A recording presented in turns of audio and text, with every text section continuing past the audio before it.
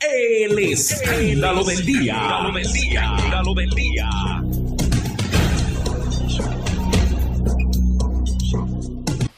Precisamente, el licenciado Juan Dalmau, saludos, bienvenido acá al programa. Buenos días, buenas tardes, Falú. Buenas tardes para ti, para toda la audiencia, un placer como siempre estar contigo compartiendo en el escándalo del día. Qué bueno tenerla acá en el programa, hace un tiempito que no le veía. Y fíjense que comencé hablando aquí con nuestro ingeniero de programación, Joel Nieves, con esta situación de lo que se sube a la internet. ¿Qué clase de escándalo en la policía de Puerto Rico? Y no es el primero.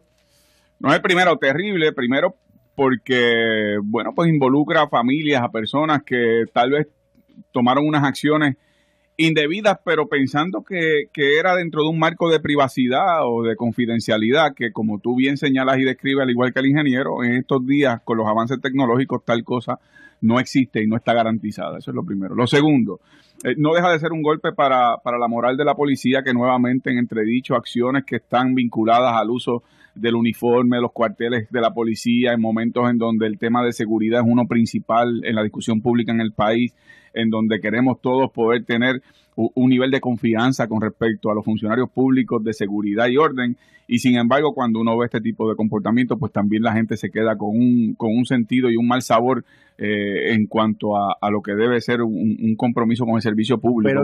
Pero en ese sentido yo debo apuntar, y le interrumpo, discúlpeme, apuntar de que no son todos, porque la gente tiende a generalizar. Aquí hay personas responsables, ¿verdad?, que se van a saber quiénes son más allá de la mujer policía, y esos van a tener que asumir las consecuencias. Pero tampoco podemos generalizar pensando que todos en la uniformada tienen este tipo de conducta. Sin duda, yo creo que no hay mayor injusticia que tratar como iguales a quienes no lo son. Y como tú bien señalas, aquí hay oficiales del orden público, que este es el caso, ¿verdad?, que está sobre el tapete y el más reciente. Oficiales del orden público que todas las mañanas, las tardes, las noches se despiden de su familia, de sus hijos, sin saber si regresan o qué van a enfrentar en ese turno en cuanto a la seguridad del país, y se sacrifican sin los salarios que les corresponderían en justicia, en un trabajo de alto riesgo, y que lo hacen con gran vocación y con gran dedicación. Otros pues son los elementos ya de lo que son acciones de individuos que tienden desafortunadamente a marchar en términos generales a todos los funcionarios, y eso sería una gran injusticia. Yo creo que, como tú señalas, una cosa es la acción individual de personas que actúan de forma indebida, otra cosa es lo que es la inmensa mayoría de personas, en este caso de la Policía de Puerto Rico, con un compromiso en la seguridad y el orden del país. Lamentable la situación, se repite nuevamente. Todavía la gente recuerda el caso de la mujer policía en el Palacio Rojo, junto a otro agente de la uniformada. Ahora uno se pregunta, ¿seguirán saliendo situaciones como esta? Bueno, en la medida, Falú, que como señaló el ingeniero, estos son accesos tecnológicos que no tienen garantías estrictas de confiabilidad ni de confidencialidad.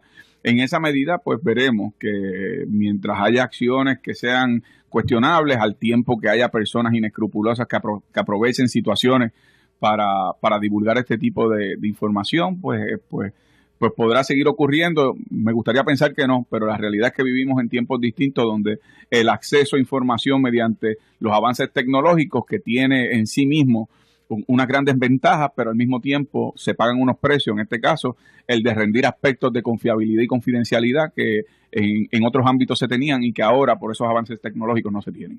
Hablando de los avances tecnológicos, precisamente por los avances tecnológicos se vieron también el juicio contra el juez suspendido Manuel Acevedo, que fue encontrado culpable, porque fíjese que allí se utilizaron unas fotografías que se subieron también con el propósito de unas personas recaudadoras, es decir, que tenemos acceso al poder, tenemos acceso a la gente que gobierna, y eso es sumamente preocupante. De hecho, en muchas ocasiones se ha planteado aquí el inversionismo político, y aquí lo que estamos viendo era gente que tenía acceso al dinero, al poder, hacían aportaciones y donaciones buscando el panismo, el amiguismo, para después recomendar y que gente, para después decirle, mira, yo tengo acceso a fulano, que es el que te va a dar el contrato. Me gustaría que usted analice eso. Mira, déjame responder a esa reflexión tuya en varias dimensiones. Una cosa, y te lo digo yo que fui candidato, que soy pues líder de un partido político, una cosa es cuando uno se encuentra en áreas comunes en donde hay presencia de público, siempre se te puede acercar a alguna persona que quiere tomarse una foto contigo y yo en eso pues soy muy accesible y siempre estoy disponible para tomarme fotos. Y uno no controla con quién se está fotografiando, en ocasiones ni apenas cruzas palabras con la persona que no fuera el solicitar la foto.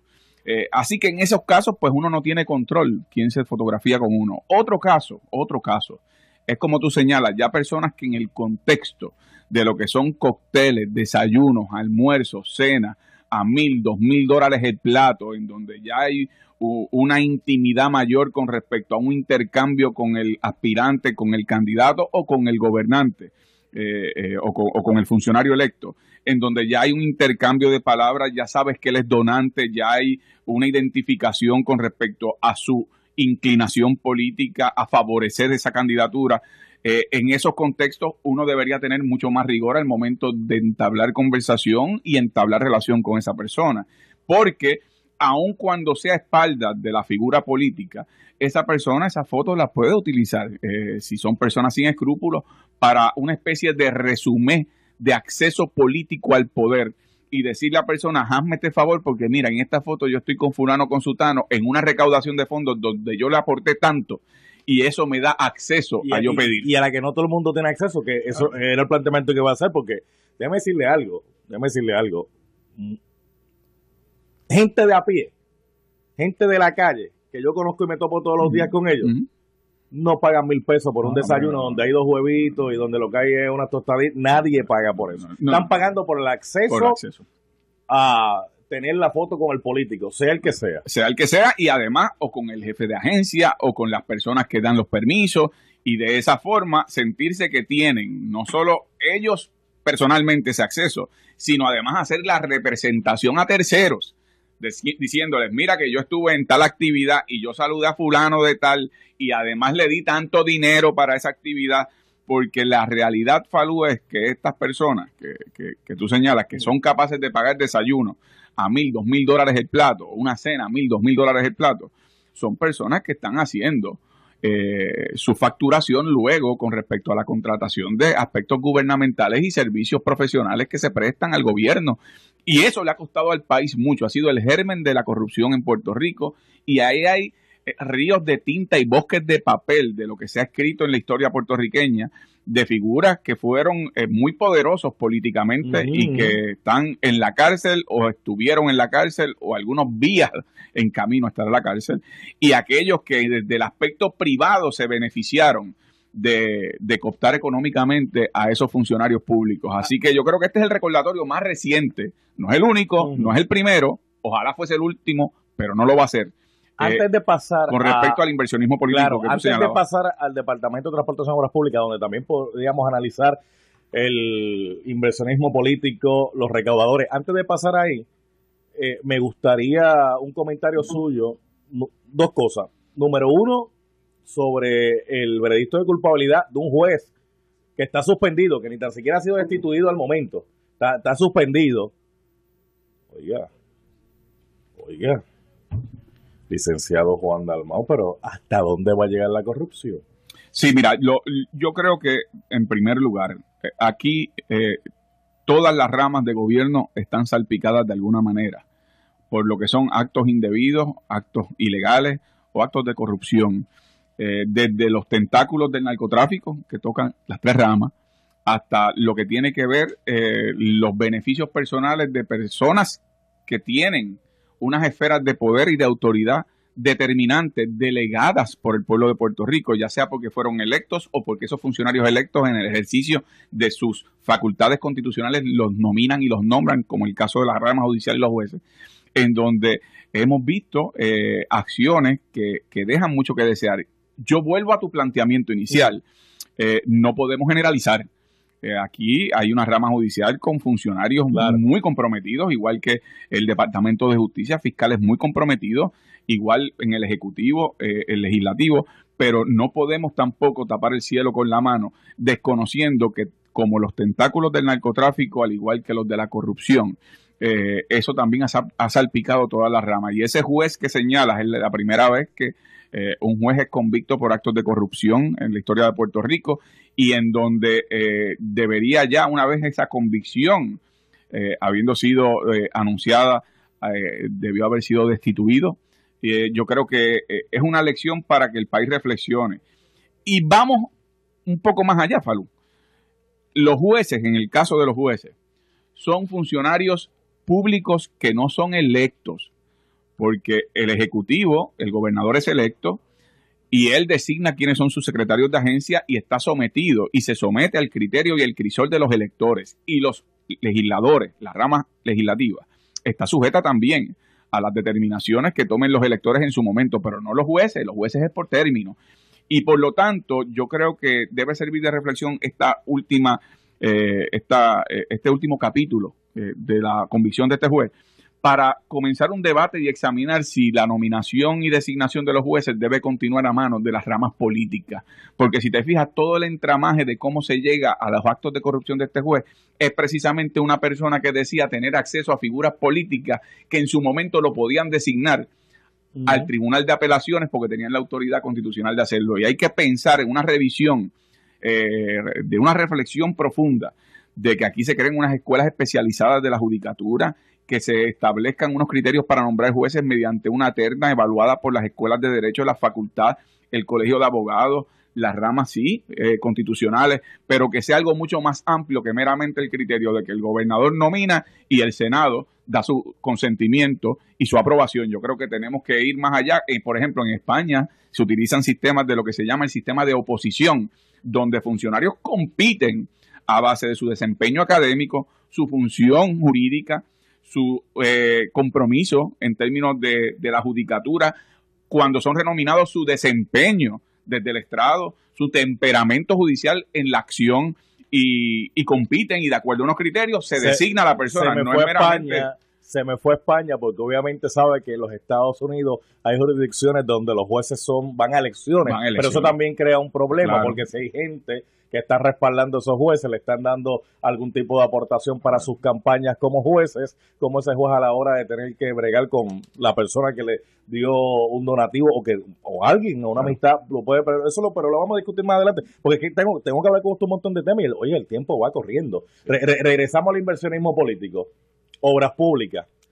Se dice que desde antes de que la familia de un prominente recaudador del Partido Popular Democrático, Crespo, tuviera el edificio de Carolina que se lo alquilaron al Sesco, desde antes estaba llevando a cabo la negociación. ¿Cómo que uno lleva una negociación desde antes de algo sin uno saber? Número uno, por ahí. Número dos, aquí ha salido información relacionada a vínculos familiares entre el secretario, ¿verdad? Y esta familia, porque se planteó públicamente en los medios que alegadamente alguien es padrino de los padres del secretario, ¿verdad? De boda. Eso el secretario pues lo podría aclarar cuando esté disponible para una entrevista. Eso por otro lado. Número dos. Número tres, el gobernador, el presidente del Senado, el secretario de Obras Públicas, Miguel Torres, participando de un party de la persona con la que tienen un contrato. Analíceme eso, licenciado. Bueno, primero que yo creo que todo esto que tú has descrito lo resumió el propio contratista, ¿verdad? El dueño del edificio, cuando dijo: en la pasada administración yo me las vi bien malas, así que ahora tengo que mejorar.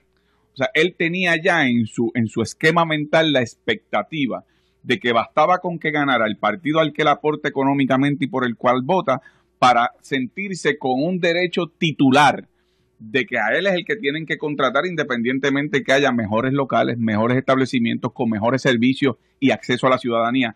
Ese no era el criterio principal. Así que esa es la posición del contratista. Su actitud de que yo tengo derecho, por haber dado dinero al partido que llegó a la gobernación, ahora a que a mí me den los contratos para yo, como dicen, ahora digo yo, los de a pie, paguizar. Eso es terrible.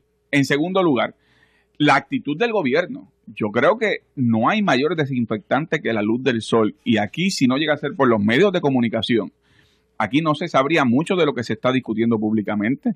El secretario se ha negado a dar explicaciones que me parece a mí que son pertinentes y necesarias para el país.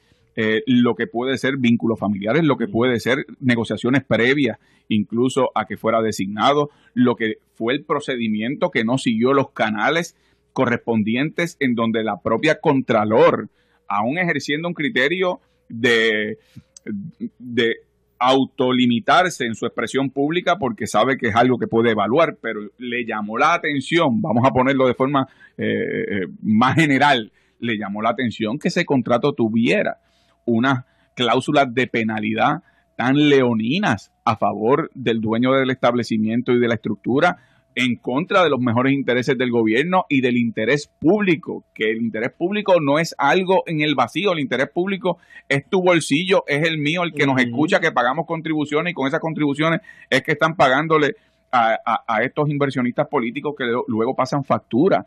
Y el gobierno me parece que ha asumido una actitud infantil y de darle la espalda, un poco de avestruzarse, esconder la cabeza debajo de la tierra y de la arena para no darle cara al país. Cuando yo escucho al gobernador que es increpado o le pregunta la prensa, oiga, gobernador, ¿y qué le parece a usted el contrato? Él casi jactándose dice, bueno, cuesta menos del pasado gobierno el alquiler.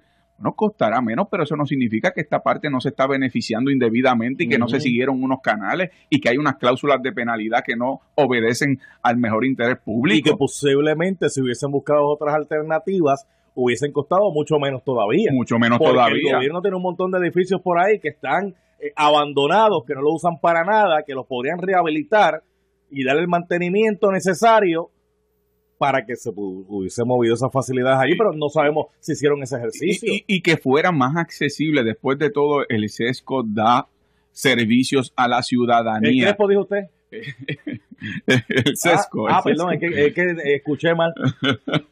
Pero da servicio a la ciudadanía. El criterio principal debe ser accesibilidad, estacionamiento, acceso de servicios. Ese no fue el criterio. Y tú sabes, como decía un amigo, tú sabes dónde jumea, cuando jumea. Tú sabes porque tú ves al propio liderato legislativo del Partido Popular ejerciendo una presión y estableciendo públicamente unas críticas abiertas a la transacción y a la forma en que se llevó a cabo. Porque en un país como el nuestro, de tanta politización y centralización partidista con respecto a los asuntos de gobierno, que hayan salido ya legisladores del Partido Popular criticando esta transacción, al igual que en el pasado lo hicieron criticando las iniciativas del llamado gabinete económico del gobernador, porque venían con unas propuestas que no tenían ni pie ni cabeza, y luego entonces le echaban la culpa a la legislatura cuando la legislatura había seguido al dedillo las instrucciones del gabinete económico del gobernador. Cuando empezamos a ver que la bola se empezó a descoser, que entonces los legisladores empezaron a decir, no, pero tampoco nos usen a nosotros de trampolín para ustedes adelantar unas iniciativas económicas que les beneficie a ustedes, revientan al país y pagamos nosotros los platos rotos. Y vemos eso ahora mismo con el tema del Departamento de Transportación de la República. Una defensa a capa y espada, brazo partido,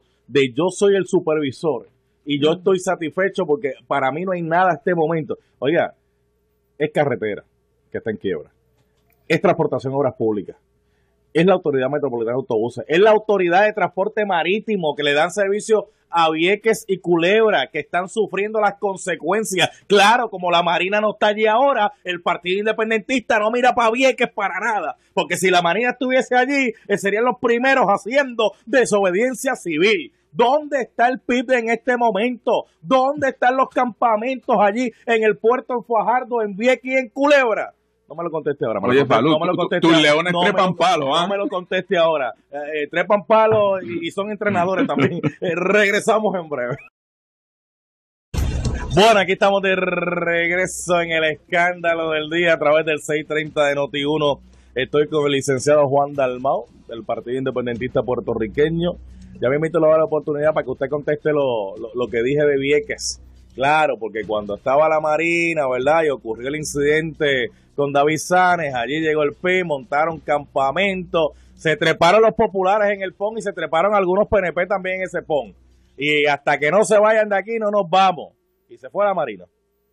Pero después de allá, ha habido problemas con la transportación de los hermanos viequenses y de Culebra, y si me acuerdo de ti, no te he visto. Pero me lo contesta ya mismo, me contesta ya mismo, porque le quiero preguntarle otra cosa. Adiós, don Rafael Hernández Colón, Cuchín, como se apoda, ¿verdad? Salió públicamente planteando algunos puntos sobre el estatus, y me gustaría que lo analicemos un momentito antes de que usted me conteste lo de Vieques y Culebra. Mira, yo leí la entrevista que dio el exgobernador Rafael Hernández Colón, y la conclusión es que el exgobernador Hernández Colón está atrapado todavía en el parque jurásico del colonialismo en este país. Afortunadamente son especies en peligro de extinción, y al igual que los dinosaurios, pues veremos que cada vez son menos hasta que desaparezcan.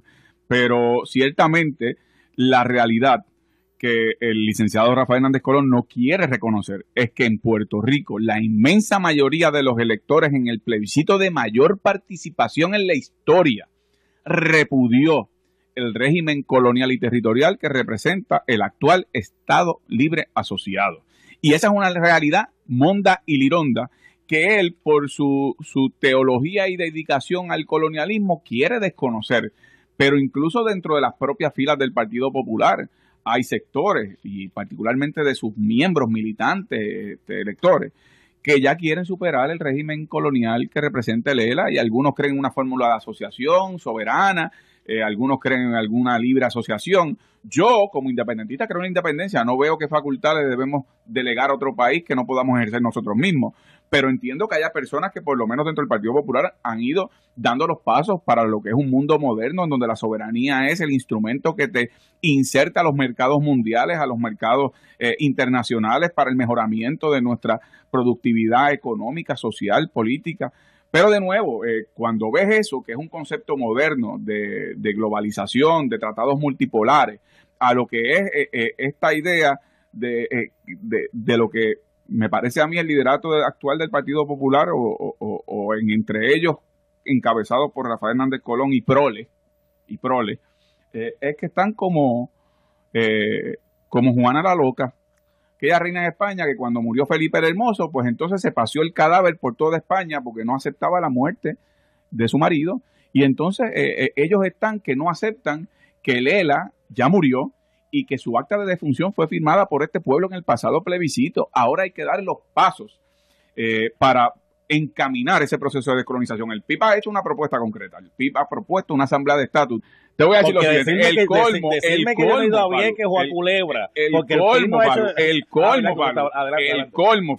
el colmo del antiindependentismo en este país es que el PIB que ha estado, no digo yo cuando lo de la Marina, desde la década del 50, desde la fundación de este partido a fines del 40, comprometidos con Vieques en el proceso no solo de desmilitarización, sino posteriormente de la devolución de terrenos, de limpieza de terrenos, etcétera.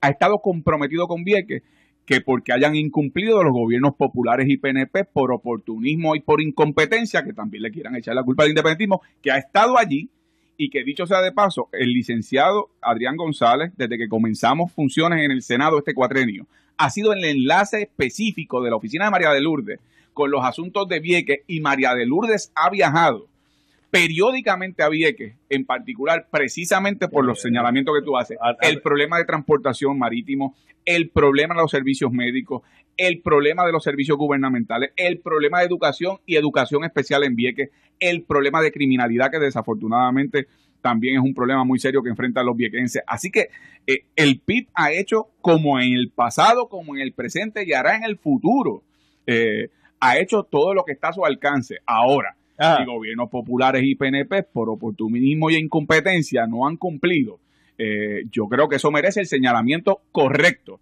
de los viequenses y de quienes estamos con los viequenses y hemos estado con ellos. Dicho sea de paso, este próximo 2 de mayo, yo tengo ya calendarizado una visita a Vieques, en donde el equipo del partido va a estar visitando las distintas comunidades. Y se van a quedar allí, van a hacer campamento permanente allí. Nosotros tenemos allí un comité permanente, sí, tenemos un comité, tenemos una estructura permanente allí en Vieques, damos ayuda, servicios legislativos, servicio gubernamental, así que a mí en eso, al PIB nadie le quita lo bailado. Nuestro compromiso está aprobado con militancia, y como tú dices, con militancia, compromiso y con cárcel cosa que no pueden decir otros, Hubo otros que cogieron cárcel, Bueno, porque Normabuco estuvo en cárcel. Yo no reclamé exclusividad, pero la pregunta es lo que tú dijiste al principio. Lo que tú dijiste, ¿quiénes fueron y se quedaron? Nosotros, los del PIB. ¿O quiénes fueron, se tomaron la foto para la estampita y no volvieron? La foto para la estampita. Hay quienes fueron para eso. Bueno, nosotros no. Ya salió de Vélez. Pero vamos, ya salimos de esa. Vamos ahora para la constituyente, para la Asamblea de Estatus. Pues esa promesa que el Partido Popular cooptó el Partido Popular para la pesca de votos. Dije que ahora van de pasadía, ¿no lo vas a replicar? ¿Cómo? Que dije que ahora van de pasadía, no lo vas a replicar. Yo pensaba que estabas hablando del Partido Popular y el colonialismo, que ellos creen que eso es un pasadía, eso es lo que es un régimen antidemocrático. Nosotros vamos a trabajar con el tema de la descolonización en serio, y una asamblea de estatus es una que sirve como un necesario interlocutor entre el pueblo de Puerto Rico y el gobierno de los Estados Unidos, donde van a estar representados democráticamente los estadistas, los que crean una fórmula de ELA no colonial ni territorial, fuera de la cláusula territorial, los independentistas, y que vayamos todos juntos, aún con nuestras discrepancias, cuál debe ser el final en términos de estatus, que vayamos todos juntos a los Estados Unidos a reclamarle al Congreso una respuesta concreta con respecto al emplazamiento de que no queremos continuar siendo una colonia. Y yo cuando leo esta entrevista que da el exgobernador Fernández Colón, que evidentemente la estrategia es vamos a aprobar un plebiscito. El plebiscito va a ser entre la estadidad, un ELA que puede ser mejorado ya sea para soberanistas y no soberanistas, y la independencia. Entonces dentro de ese ELA, con alguna adjetivación genérica, puedan caber todos salvan cara, y al final del camino siguen remachando con el tema de la colonia. Y por eso es que el licenciado Rubén Berrío escribió recientemente un artículo en donde ha dicho que hay que establecer una confluencia en donde estadistas, los que crean un ELA no colonial, los independentistas, presionemos para que ese plebiscito se combata en todos los foros, se combata en Puerto Rico, se combata internacionalmente y se combata a nivel de los Estados Unidos, porque lo que está buscando el licenciado Rafael Hernández Colón es, de nuevo, en su obsesión teológica colonialista, en que los puertorriqueños de alguna manera demos marcha atrás a lo que fue el reclamo del plebiscito en repudio al ELA colonial. Y hablando yo creo que de reclamo, vamos a tener una confluencia histórica en este país. Hablando del plebiscito, voy a coger llamada 758-7230, 758-7230, hablando del plebiscito y hablando, ¿verdad?, de que la gente, pues, le votó en contra a la presente relación del ELA.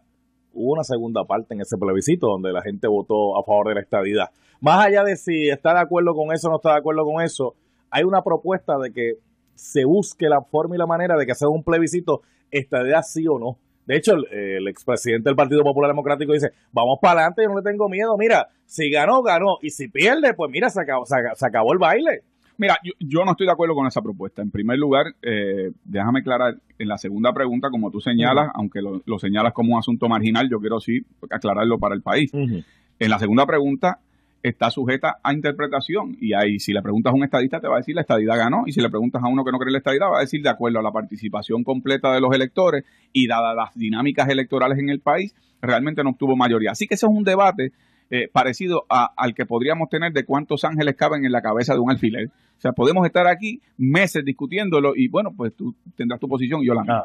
Ahora bien, de lo que no hay duda es que en una votación estadidad sí o no, primero que excluiría la única alternativa de estatus que el derecho internacional reconoce como un derecho natural, como un derecho inalienable, como un derecho de los pueblos, que es la independencia.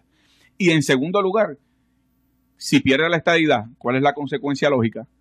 Pues nos quedamos en la colonia, y esa no puede ser la alternativa a lo que ya fue la derrota de la colonia. Por eso es que hemos planteado que el mecanismo procesal, de nuevo, no es el mecanismo final. Esto no es una constituyente para que decidamos en esa constituyente cuál es el estatus final, porque se reproducirían las mismas dinámicas de un plebiscito. ¿Cuántos votos obtienen los delegados estadistas, los estadolibristas y los independentistas? Es que en esa asamblea de estatus nos reunamos los independentistas a definir la independencia, los estadistas a definir su opción de estadidad, los de la libre asociación o una fórmula de ELA soberano, la de ellos, y luego todos juntos, como portavoces del pueblo, ir al Congreso de los Estados Unidos con la legitimación que da haber sido delegados electos por el voto directo y decirle al gobierno de los Estados Unidos, aquí estamos, estadistas, los que creen en un ELA fuera de la cláusula territorial y los independentistas, todos juntos diciéndole, Podemos discrepar cuál es el estatus final y ese lo va a decidir el pueblo de Puerto Rico, pero en lo que estamos de acuerdo es que llegó el momento que hable el que se ha negado a hablar, y el que se ha negado a hablar fue y es el que llegó cañoneando para invadir a Puerto Rico y que ha impedido que este pueblo pueda ejercer su derecho a la libre determinación correspondiente a lo que es el derecho que tenemos. Vamos al correo telefónico. Me quedan 2 preguntitas más, licenciado Juan Dalmau. Pero quiero coger llamadas del público, ¿verdad? Para que puedan hacerle una pregunta o algún comentario. Me queda lo del voto de los confinados y me queda lo de los votos de los inmigrantes independientemente de su situación legal. Pero eso me lo contesté ya mismito. Hola, buenas tardes. Sí, buenas tardes, salud. Sí. Buenas, saludos a usted y al caballero independentista. Dale. Le habla Rubén.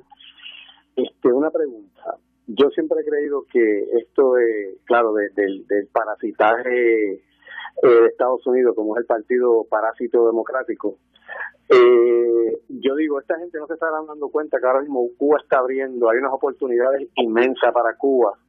Yo creo en Puerto Rico, yo creo en el puertorriqueño, pero yo no creo en el parasitaje que hemos tenido por tantos años. No sé si el Partido Independentista podrá lograr borrar esa mentalidad de parásito. Ok, vamos a ver cómo él contesta eso. Ya entendimos el planteamiento. Gracias por la llamada, Rubén. Gracias por la llamada. Ciertamente, mire, nosotros hemos planteado que uno de los graves problemas que sufre el país es precisamente los altos niveles de dependencia que no solo ha tenido un efecto cíclico generacional en múltiples generaciones de sectores económicamente marginados, que lejos de estimularles a integrarse a la economía y a la producción del país, los ha mantenido en un nivel de dependencia extremo, ya sea del paternalismo gubernamental, claro, del gobierno de turno, o ya sea por las transferencias federales a un gente que puede aportar y que se puede integrar a la fuerza laboral. Una cosa es el deber del Estado de facilitar a aquellos sectores más necesitados, por ejemplo, madres solteras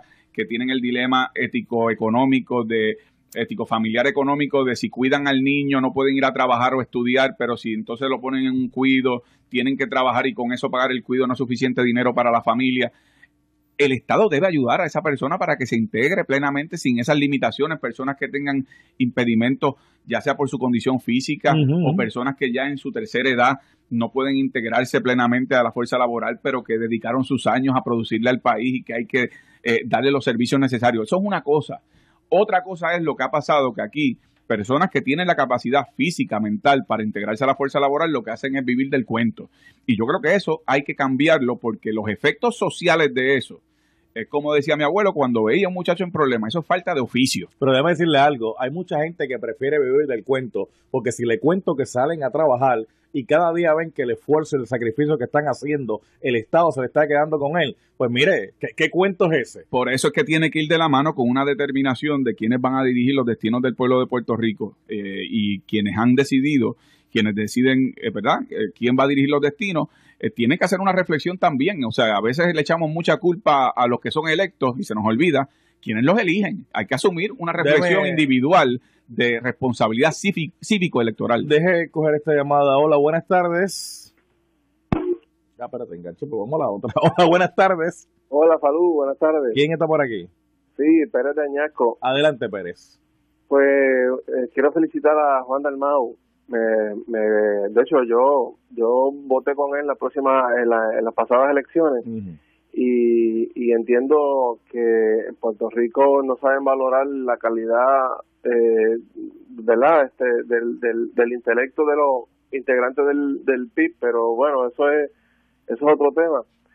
Pero me gusta mucho la sabiduría de cuando dos personas que están equivocadas, que es como dos calvos peleando por una vainilla, y cuando hablamos de cuántos ángeles caben en la cabeza de un alfiler, estamos hablando de gente de mucha sabiduría.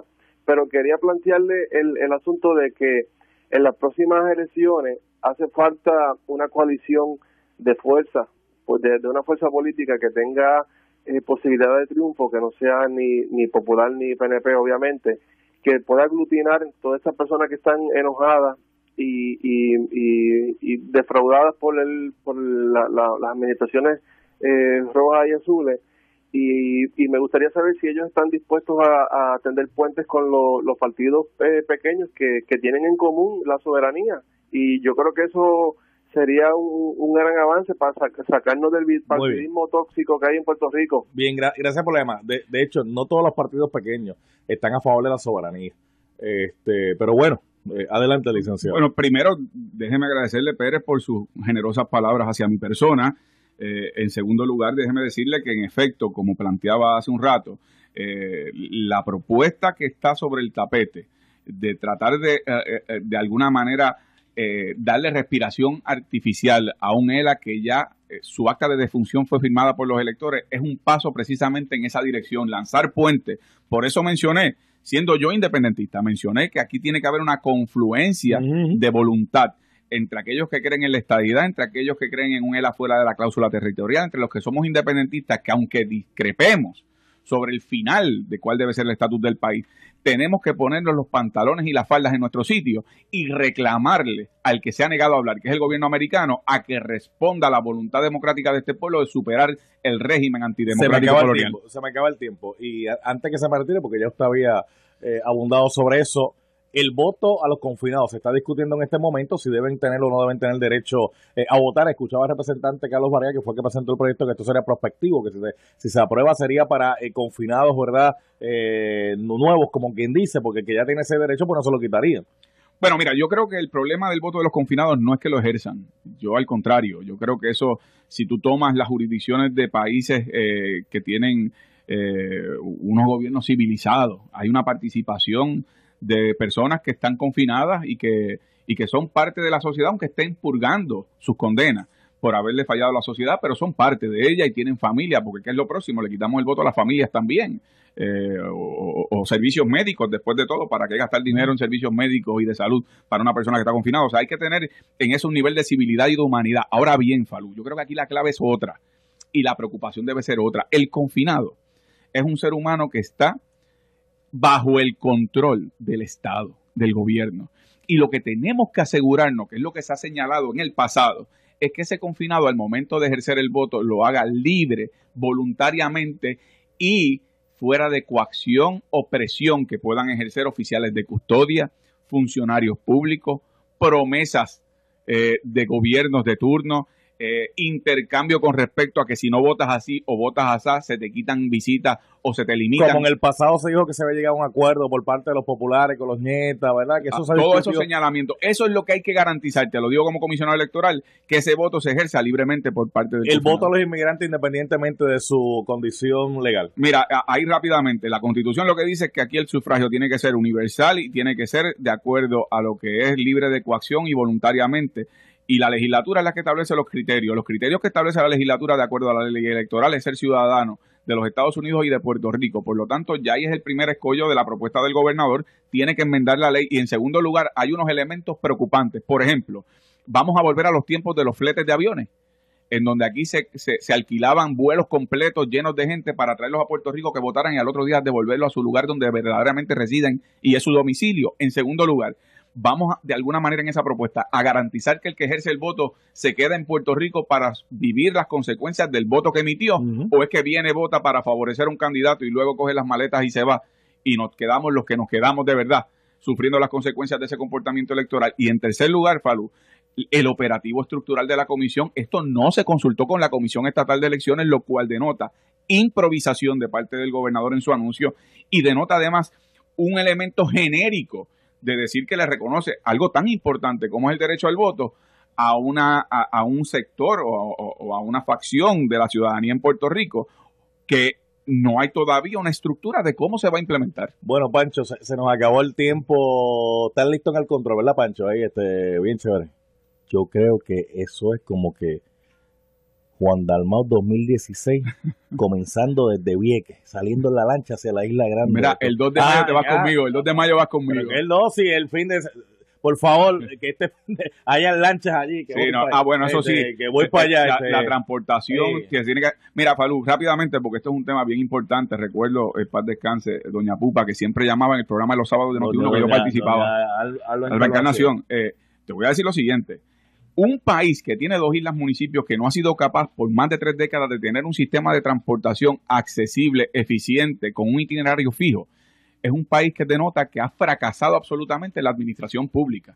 Y yo creo que ese es el mejor ejemplo. Bueno. El que aquí los viequenses y los culebrenses no tengan una garantía de transportación para los servicios más fundamentales, me parece que esa es la quiebra de la administración pública, y en cuanto al PIB estaremos siempre en primera fila con ellos. Gracias, ¿Cómo no, licenciado Falú? Juan Dalmau. Cuídate, mi hermano, un abrazo y saludos Igual a toda la para audiencia. usted. Buenas tardes. Igual para usted.